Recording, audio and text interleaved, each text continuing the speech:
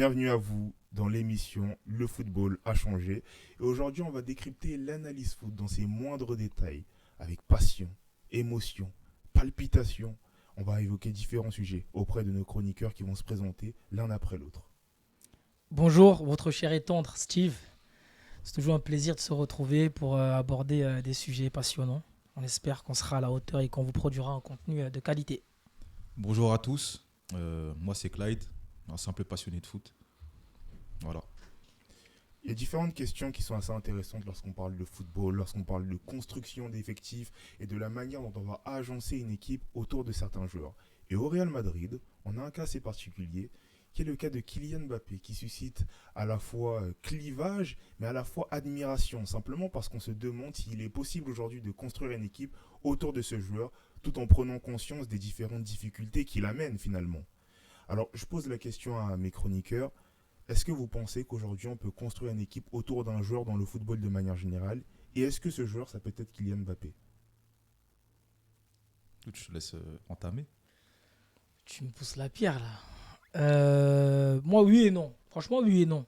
Parce que construire un projet autour d'un joueur, cela veut dire quoi? Occulter les qualités des autres joueurs. Parce que si on reste sur le cas de Kylian Mbappé, ok, on construit le projet du Real autour de lui, mais c'est pas le seul joueur d'une qualité exceptionnelle dans l'effectif.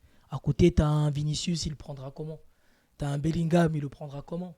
Enfin, quand je dis ils prendront comment, ça veut dire ce sera quoi leur degré d'implication? Et est-ce que leur qualité intrinsèque de footballeur sera aussi mis en avant? Un Rodrigo, qu'on met souvent à l'écart, il va le prendre comment? Et après, petit à petit, tu peux descendre. Et bon, quand même, si on va dire les défenseurs, c'est moins sur eux et les milieux de terrain du type Chouameni, moins sur eux qu'une stratégie va être organisée. Mais tu te dis bien qu'un Arda Güler, un joueur aussi bourré de talent, même si beaucoup pensent que dans un Real de l'époque ou des grands jours, il ne mérite pas sa place, ce dont je suis absolument pas d'accord. Mais tu as envie de te dire, ok, dans une équipe, si tu me dis que Toulouse construisent à l'époque, Toulouse construit leur projet de jeu autour de Wissam Ben Yedder, j'ai envie de te dire, ok, d'accord. Mais quand tu atteins déjà des sphères comme le Real, et tu dis que Kylian Mbappé, c'est pas la seule superstar, il y en a d'autres aussi, même si, ok, c'est c'est c'est c'est c'est c'est la plus grosse pièce du porte-monnaie. Mais à côté, il y a des pièces aussi qui pèsent lourd, comme Vinicius, Bellingham. Selon moi, on a déjà eu quand même différents éléments de réponse quant à cette question. Comment Vinicius va interpréter ça? Comment Bellingham va interpréter ça? Et la réponse, elle a été peu glorieuse. Renvoi de Xabi Alonso, intégration d'Arbeloa en tant que coach qui va venir un peu caresser tous les joueurs dans le sens du poil en mettant en place un système où il n'y a pas véritablement de stratégie. Et maintenant, cette question, ce qui est intéressant, c'est qu'elle émerge principalement de par le sorte de mimétisme qu'on essaye de mettre en place entre un Mbappé et un Ronaldo auparavant, même si bon, ce mimétisme, on peut le remettre en question. Est-ce qu'il a véritablement le niveau de Ronaldo auparavant? C'est une question qu'il faut se poser. Et on part de cette idée que même au plus haut niveau à l'époque d'un Real Madrid en 2016-2017, où il y avait un niveau collectif avec des joueurs d'une qualité individuelle qui était beaucoup plus importante, l'équipe tournait quand même autour de Ronaldo dans le sens où c'était lui le buteur attitré, c'était lui qui marquait le plus, c'était lui qui était le joueur décisif et la figure de proue de cette équipe.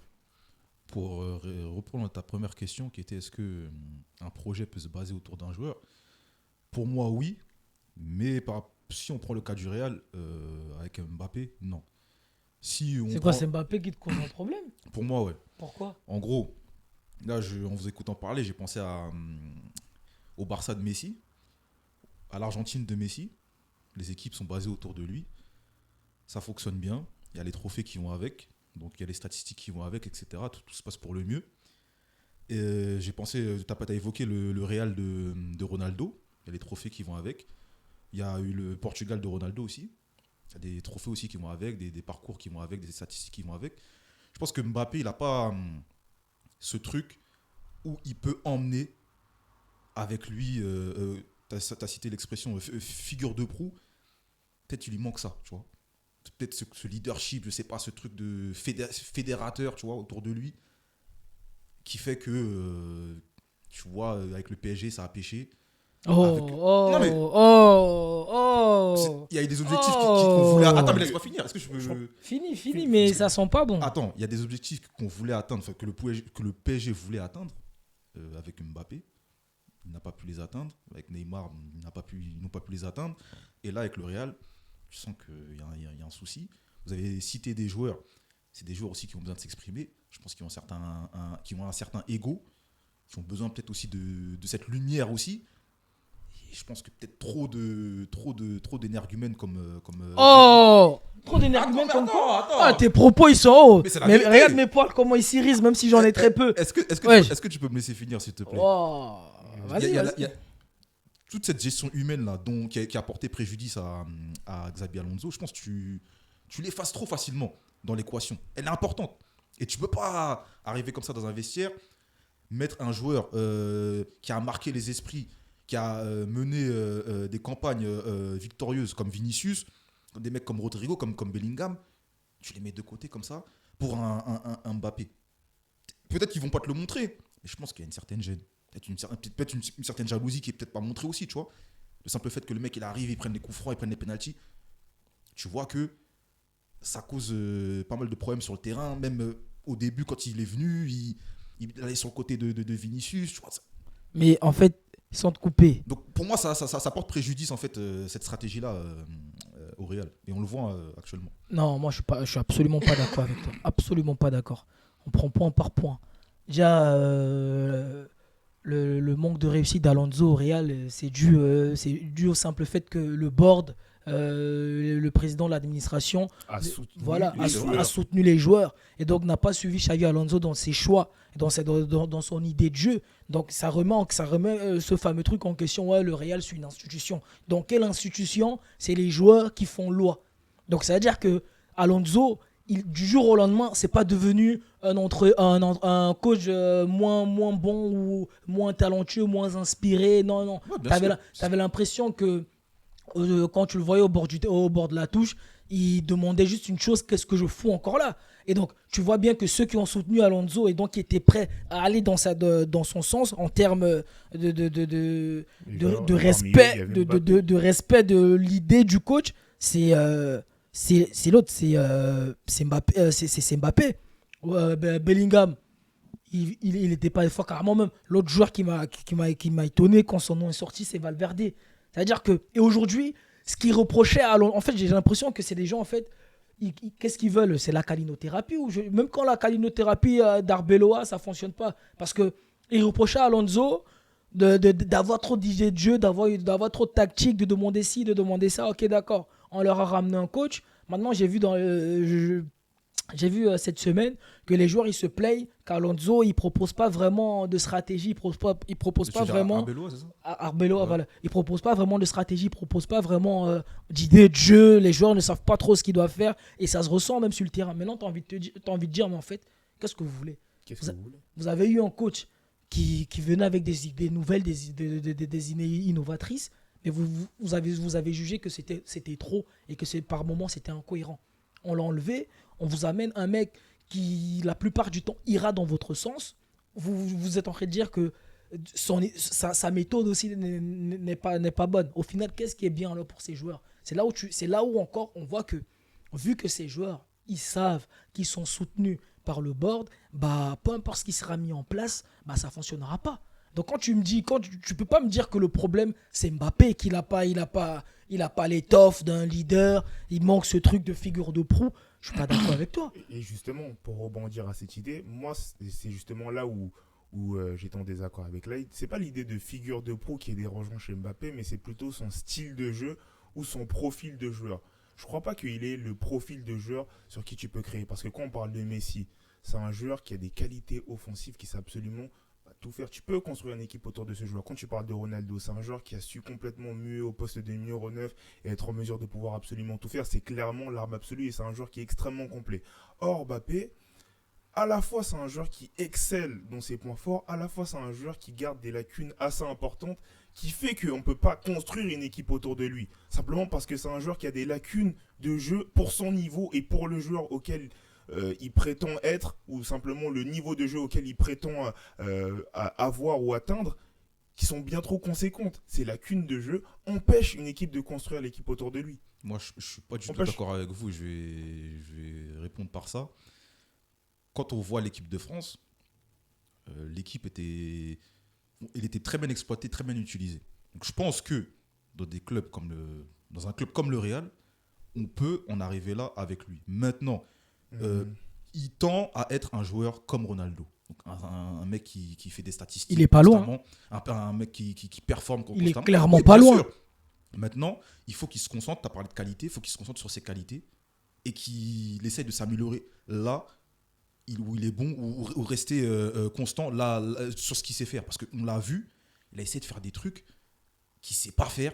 Et je pense que ça porte préjudice aussi au Real. Je suis pas totalement d'accord Moi, je avec pense toi. qu'il se concentre sur ce qu'il sait faire, et que s'il est bien utilisé, on laisse chacun à son poste faire son truc. Il y a moyen d'avoir un Real dominateur sur tous les aspects. Après, je pense aussi qu'il faut recruter, mais après, la gestion du cas Mbappé peut mieux faire pour moi. Si on doit répondre à la question. Moi, je pense juste que c'est un joueur. Bien sûr qu'on peut construire une équipe autour de Mbappé. On l'a vu avec le départ de Neymar et Messi au PSG. Mbappé, il était en termes de stats et sur le terrain, ok, ça n'a pas abouti sur les objectifs qui étaient attendus, mais à ce moment-là, il fait une saison stratosphérique. Donc, oui, bien sûr. Donc voilà, donc à ce moment-là, le projet était autour de lui. Oui. On faisait avec lui. Là où au Real, tu peux pas le faire avec lui parce que avant son arrivée ou l'année où il arrive, Vinicius doit prendre le ballon d'or. Donc quand il arrive, s'il était parti au PSG, au Real bien avant, on allait pu construire un truc autour de lui sans que Vinicius ou Bellingham ne ripostent. Mais là, ils peuvent se sentir lésés parce que quand Mbappé il arrive, eux aussi, ils ont pris une autre dimension. C'est-à-dire, eux aussi, ils font partie des joueurs dont on peut construire un projet autour d'eux. Donc, quand tu as beaucoup de grosses têtes comme ça, tu peux pas te dire qu'ok, je vais construire le projet autour C'est ce que je t'ai dit, tu m'as dit non. C'est ce que j'ai dit tout à l'heure. Tout à l'heure, c'est ce que je racontais. Tu m'as dit, ah non, t'es pas Lycéris. Moi, c'est ce que je t'ai raconté. C'est que tu l'as mal amené. Ton argumentation, elle était. Je t'ai cité tous ces prénoms-là. Tu m'as dit, c'est mais pourquoi Lycéris? Tu disais que par rapport au Paris Saint-Germain. Ah oui. Non, mais j'ai cité aussi Bellingham. J'ai cité les campagnes de Ligue des Champions. Ils ont gagné la Ligue des Champions. C'était des grands artisans. J'ai cité tout ça. Oui. Le problème avec. Mais moi, pour moi, c'est faisable.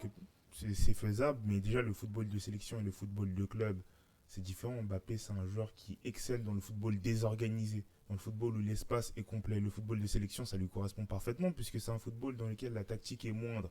Et quand il y a des placements, quand on lui demande certaines choses de numéro 9, c'est là où ça devient un peu plus complexe pour moi. Certes, il excelle dans la prise de profondeur. Certes, il excelle dans certaines de ses qualités. Mais il a des défauts qui sont bien trop conséquents. Je ne peux pas composer avec un joueur qui a du mal avec le jeu de tête, a du mal avec le placement, joue dans les zones d'influence de Vinicius, qui a une connexion avec lui qui est ambivalente. Un match, ça va aller bien, l'autre match, ça va être compliqué. C'est difficile de composer avec un joueur qui a ce type de lacunes en termes de jeu.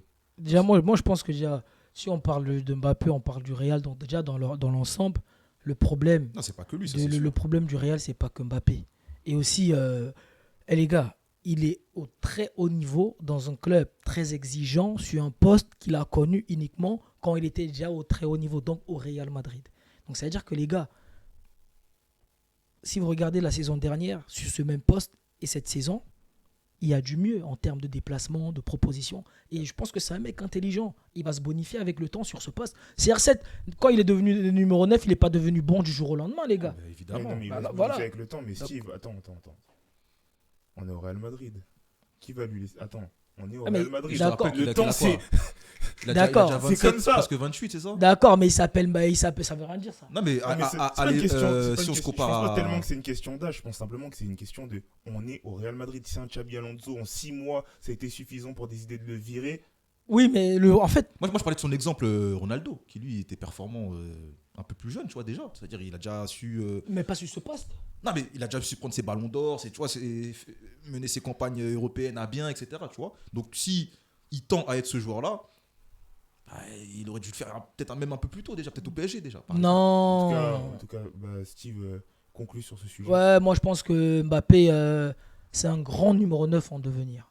Tu vois, je vois beaucoup de trucs sur les réseaux, on tape dessus parce Ça qu'il l'est a déjà. pas, parce qu'il a fait il a pas fait l'appel qu'il faut en termes de proposition de jeu, tu vois. Parce il est vrai qu'il y a des ouvertures qu'en tant que numéro 9, il y a des appels pour créer des espaces qu'il ne fait pas encore. Tu vois, il fait l'inverse. Donc, par moment, il fait déjouer ses partenaires. Ouais. Mais je pense que c'est un mec très intelligent Bien sûr. et c'est quelque chose qui va venir. Mais de là à dire que est-ce que le Real peut construire uniquement autour de lui? Non, sauf si sauf si Vinicius, Bellingham partent. Et quand tu dis que on est au Real, ça c'était avant ça. Mbappé aujourd'hui, avec ce qu'ils ont montré, même Mbappé c'est trop loin même. Il est au-dessus du Real. Vinicius même dire au-dessus du Real. Ok. Ah oui, c'était avant ça. Le Real, Ce le n'est- PSG, ce n'est plus une le- institution. le PSG est plus une institution solide et exigeante en termes de discipline Real Madrid, que le Real ouais. Madrid aujourd'hui. Sortons de Donc Vinicius Restons peut marcher sur Actuellement, le- oui. Actuellement, Restons factuels. Actuellement, oui. Restons Après, Tu factuels. marcher sur le logo là, par terre. Bien sûr qu'ils arrêtent de sauter, frère. Ils sont là, ils sautent sur le logo par-ci par-là, alors que, frère, ça sert à rien, marche dessus. Ah oui. Actuellement, on peut pas nier le fait que le Paris Saint-Germain est une plus grande institution. Maintenant, Bah après, ouais, comme tu l'as dit, au Real Madrid, si Bellingham, il n'y a pas son problème de numéro 9, de gars qui veut jouer au poste de numéro 9, mais en même temps, être milieu de terrain n'est pas réglé. Et si Vinicius n'est pas en accord avec ce qui se passe, ça va être très compliqué. Donc, on a hâte de voir ce qui va se passer. Vous nous direz votre avis en commentaire sur la question de Mbappé, de est-ce qu'on peut construire une équipe autour de lui, est-ce qu'on peut même construire une équipe autour d'un joueur de manière générale, ou c'est simplement lui qui est le cas isolé, le cas particulier. On va